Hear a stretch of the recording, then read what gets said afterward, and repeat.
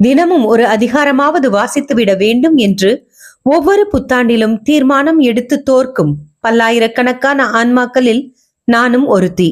வீட்டுக்கு ஒரு விவிலியம், நாளுக்கு ஒரு அதிகாரம் என்ற இந்த தொடர் மூலமாக இறை வார்த்தை வாசிப்பதற்கு நானும், இறை வார்த்தையை கேட்பதற்கு நீங்களும் என சேர்ந்து முயல்வோம். ஆண்டவர் நம்மை வழிநடத்துவாராக. இதே எங்கள் யூடியூப் சேனலில் A Chapter a Day தொடர் மூலமாக ஆங்கிலத்தில் விவிலிய வாசிப்பு ஒளிபரப்பப்படுகிறது. இம்முயற்சி பள்ளி கல்லூரிகளில் ஆங்கில வழி பயிலும் நம் குழந்தைகளுக்காக.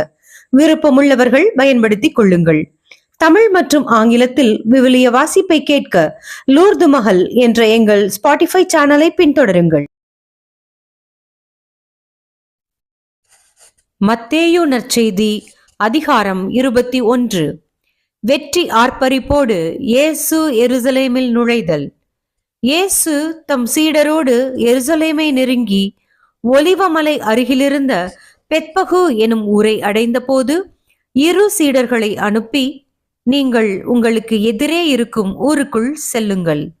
சென்றவுடனே அங்கே கட்டி வைக்கப்பட்டிருக்கிற ஒரு கழுதையையும் அதனோடு ஒரு குட்டியையும் காண்பீர்கள். அவற்றை அவிழ்த்து என்னிடம் கொண்டு வாருங்கள். யாராவது உங்களிடம் ஏதேனும் சொன்னால், இவை ஆண்டவருக்கு தேவை என சொல்லுங்கள். உடனே அவர் அவற்றை அனுப்பிவிடுவார் என்றார். மகள் சீயோனிடம் சொல்லுங்கள், இதோ உன் அரசர் உன்னிடம் வருகிறார்.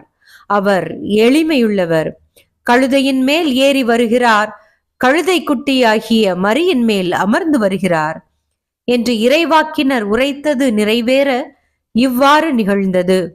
சீடர்கள் போய் இயேசு தங்களுக்கு பணித்தபடியே செய்தார்கள். அவர்கள் கழுதையையும் குட்டியையும் ஓட்டிக்கொண்டு வந்து அவற்றின் மேல் தங்கள் மேலுடையை போட்டு இயேசுவை அமரச் செய்தார்கள். பெருந்திரளான மக்கள் தங்கள் மேல் உடைகளை வழியில் விரித்தார்கள். வேறு சிலர் மரங்களிலிருந்து கிளைகளை வெட்டி வழியில் பரப்பினார்கள். அவருக்கு முன்னேயும் பின்னேயும் சென்ற கூட்டத்தினர், தாவீதின் மகனுக்கு ஓசன்னா, ஆண்டவர் பெயரால் வருகிறவர் போற்ற பெறுக, உன்னதத்தில் ஓசன்னா என்று சொல்லி ஆர்ப்பரித்தனர். அவர் எருசலேமுக்குள் சென்றபோது நகரம் முழுவதும் பரபரப்படைய, இவர் யார் எனும் கேள்வி எழுந்தது. அதற்கு கூட்டத்தினர், இவர் இறைவாக்கினர் இயேசு, கலிலேயாவிலுள்ள நாசரேத்தைச் சேர்ந்தவர் என்று பதிலளித்தனர். இயேசு கோவிலை தூய்மையாக்குதல். பின்பு இயேசு கோவிலுக்குள் சென்றார். கோவிலுக்குள்ளேயே விற்பவர்கள் வாங்குபவர்கள் எல்லோரையும் வெளியே துரத்தினார். நாணயம் மாற்றுவோரின் மேசைகளையும் புறா விற்போரின் இருக்கைகளையும் கவிழ்த்து போட்டார். என் இல்லம் இறைவேண்டலின் வீடு என அழைக்கப்படும் என்று மறைநூலில் எழுதியுள்ளது. ஆனால் நீங்கள் இதை கள்வர் குகையாக்குகிறீர்கள் என்று அவர்களிடம் சொன்னார். பின்பு பார்வையற்றோரும் கால் ஊனமுற்றோரும் கோவிலுக்குள் இருந்த அவரை அணுகினர். இயேசு அவர்களை குணமாக்கினார். அவர் வியத்தகு செயல்கள் செய்வதையும் தாவீதின் மகனுக்கு ஓசன்னா என்று கோவிலுக்குள் சிறு பிள்ளைகள் ஆர்ப்பரிப்பதையும் கண்டு தலைமை குருக்களும் மறைநூல் அறிஞர்களும் கோபம் அடைந்தனர். அவர்கள் அவரிடம், இவர்கள் சொல்வது கேட்கிறதா என. இயேசு அவர்களிடம், ஆம், பாலகரின் மழலையிலும் குழந்தைகளின் மொழியிலும் உம்மை புகழ ஏற்பாடு செய்தீர் என்று ஒருபோதும் மறைநூலில் படித்ததில்லையா என்று கேட்டார்கள். பின்பு அவர் அவர்களை விட்டு அகன்று நகரத்திற்கு வெளியே உள்ள பெத்தானியாவுக்கு சென்று அன்றிரவு அங்கு தங்கினார். அத்திமரத்தை சபித்தல். காலையில் நகரத்திற்கு திரும்பி வந்த பொழுது அவருக்கு பசி உண்டாயிற்று. வழியோரத்தில் ஓர் அத்திமரத்தை அவர் கண்டு அதன் அருகில் சென்றார். அதில் இலைகளை தவிர வேறு எதையும் அவர் காணாமல், இனி நீ கனி கொடுக்கவே மாட்டாய் என்று அதை பார்த்து கூறினார். உடனே அந்த அத்திமரம் பட்டு போயிற்று. இதனை கண்ட சீடர்கள் வியப்புற்று, இந்த அத்திமரம் எப்படி உடனே பட்டு போயிற்று என்று கேட்டார்கள். இயேசு அவர்களிடம் மறுமொழியாக, நீங்கள் ஐயம் எதுவுமின்றி நம்பிக்கையுடன் இருந்தால் இந்த அத்திமரத்திற்கு நான் செய்ததை நீங்களும் செய்வீர்கள். அது மட்டுமல்ல, இந்த மலையை பார்த்து பெயர்ந்து கடலில் விழு என்றாலும் அது அப்படியே நடக்கும் என நான் உறுதியாக உங்களுக்கு சொல்லுகிறேன். நீங்கள் இறைவனிடம் வேண்டும் போது நம்பிக்கையுடன் கேட்பதையெல்லாம் பெற்றுக்கொள்வீர்கள் என்று கூறினார். இயேசுவின் அதிகாரத்திற்கு சவால்.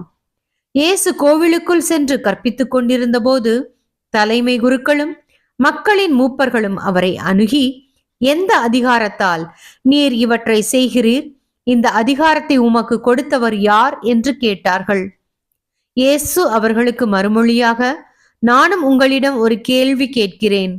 நீங்கள் அதற்கு மறுமொழி கூறினால் எந்த அதிகாரத்தால் இவற்றை செய்கிறேன் என்பதை நானும் உங்களுக்கு சொல்வேன்.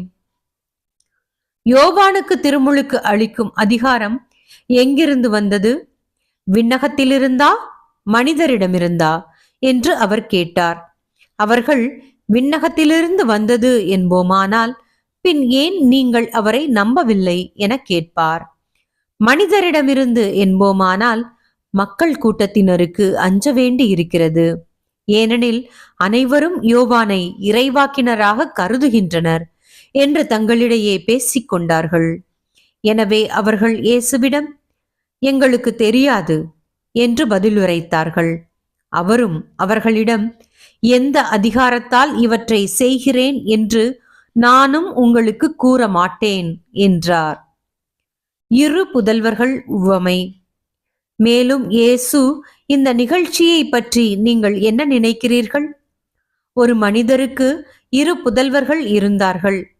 அவர் மூத்தவரிடம் போய், மகனே, நீ இன்று திராட்சை தோட்டத்திற்கு சென்று வேலை செய் என்றார். அவர் மறுமொழியாக, நான் போக விரும்பவில்லை என்றார். ஆனால் பிறகு தம் எண்ணத்தை மாற்றிக்கொண்டு போய் வேலை செய்தார். அவர் அடுத்த மகனிடமும் போய் அப்படியே சொன்னார். அவர் மறுமொழியாக, நான் போகிறேன் ஐயா என்றார். ஆனால் போகவில்லை. இவ்விருவருள் எவர் தந்தையின் விருப்பப்படி செயல்பட்டவர் என்று கேட்டார். அவர்கள், மூத்தவரே என்று விடையளித்தனர். இயேசு அவர்களிடம், வரி தண்டுவோரும் விலை மகளிரும் உங்களுக்கு முன்பாகவே இறையாட்சிக்கு உட்படுவர் என உறுதியாக உங்களுக்கு சொல்லுகிறேன். ஏனெனில் யோவான் நீதி நெறியை காட்ட உங்களிடம் வந்தார். நீங்களோ அவரை நம்பவில்லை. மாறாக வரி தண்டுவோரும் விலை மகளிரும் அவரை நம்பினர். அவர்களை பார்த்த பின்பும் நீங்கள் உங்கள் எண்ணத்தை மாற்றிக்கொள்ளவும் இல்லை, அவரை நம்பவும் இல்லை என்றார். கொடிய குத்தகைக்காரர் உவமை. மேலும் ஒரு உவமையை கேளுங்கள். நிலக்கிழார் ஒருவர் ஒரு திராட்சை தோட்டம் போட்டு சுற்றிலும் வேலியடைத்து அதில் பிழிவு குழி வெட்டி ஒரு காவல் மாடமும் கட்டினார். பின்பு தோட்ட தொழிலாளர்களிடம் அதை குத்தகைக்கு விட்டுவிட்டு நெடும் பயணம் மேற்கொண்டார். பழம் பறிக்கும் காலம் நெருங்கி வந்தபோது அவர் தமக்கு சேர வேண்டிய பழங்களை பெற்று வரும்படி தம் பணியாளர்களை அத்தோட்ட தொழிலாளர்களிடம் அனுப்பினார். தோட்ட தொழிலாளர்களோ அவருடைய பணியாளர்களை பிடித்து ஒருவரை நையப் புடைத்தார்கள், ஒருவரை கொலை செய்தார்கள், ஒருவரை கல்லால் எறிந்தார்கள். மீண்டும் அவர் முதலில் அனுப்பியவர்களை விட மிகுதியான வேறு சில பணியாளர்களை அனுப்பினார். அவர்களுக்கும் அப்படியே அவர்கள் செய்தார்கள். தம் மகனை மதிப்பார்கள் என்று அவர் நினைத்து கொண்டு அவரை இறுதியாக அவர்களிடம் அனுப்பினார்.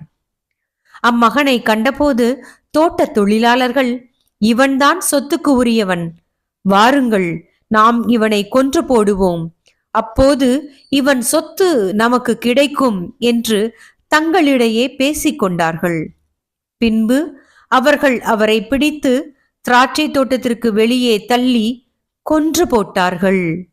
எனவே திராட்சை தோட்ட உரிமையாளர் வரும்போது அத்தொழிலாளர்களை என்ன செய்வார் என இயேசு கேட்டார். அவர்கள் அவரிடம், அத்தீயோரை ஈவிரக்கமின்றி ஒழித்து விடுவார். உரிய காலத்தில் தமக்கு சேர வேண்டிய பங்கை கொடுக்க முன்வரும் வேறு தோட்ட தொழிலாளர்களுக்கு அத்திராட்சை தோட்டத்தை குத்தகைக்கு விடுவார் என்றார்கள். இயேசு அவர்களிடம், கட்டுவோர் புறக்கணித்த கல்லே கட்டடத்துக்கு மூலைக்கல் ஆயிற்று. ஆண்டவரால் இது நிகழ்ந்துள்ளது, நம் கண்களுக்கு இது வியப்பாயிற்று என்று நீங்கள் மறைநூலில் ஒருபோதும் வாசித்தது இல்லையா? எனவே உங்களிடமிருந்து இறையாட்சி அகற்றப்படும்.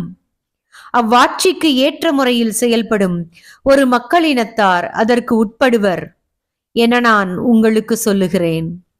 இந்த கல்லின் மேல் விழுகிறவர் நொறுங்கி போவார். இது யார் மேல் விழுமோ அவரும் நசுங்கி போவார் என்றார். தலைமை குருக்களும் பரிசேயரும் அவருடைய உவமைகளை கேட்டபோது தங்களை குறித்தே அவர் கூறினார் என்று உணர்ந்து கொண்டனர். அவர்கள் அவரை பிடிக்க வழி தேடியும் மக்கள் கூட்டத்தினர் அவரை இறைவாக்கினர் என்று கருதியதால் அவர்களுக்கு அஞ்சினார்கள். கிறிஸ்து வழங்கும் வாழ்வு தரும் நற்செய்தி. கிறிஸ்துவே உமக்கு புகழ்.